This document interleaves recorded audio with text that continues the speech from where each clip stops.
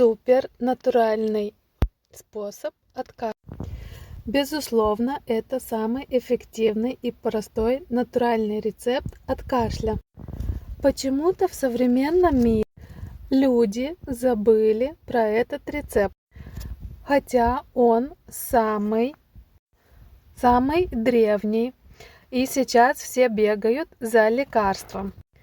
А это натуральный и эффективный. Всего лишь 1-2 раза выпить, и никакого кашля гарантированно у вас не останется. Меня зовут Анастасия. Я являюсь натуропатом и диетологом из Молдавии. И делюсь с вами этим контентом, чтобы каждый из вас был сильным и здоровым.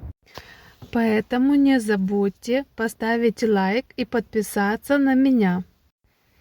Мы будем вместе одной семьей. Я люблю вас. Для этого берем стакан молока горячего. Туда добавляем 1 чайную ложку меда, 1 чайную ложку приблизительно сливочного масла, 1 желток и 1 чайную ложку соды. Это для взрослого. Если для ребенка пол чайной ложечки будет достаточно. Все перемешиваем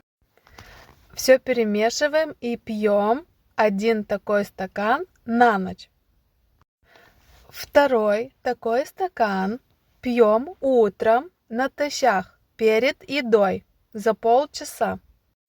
И я вам гарантирую, что больше никакой кашель вас не побеспокоит.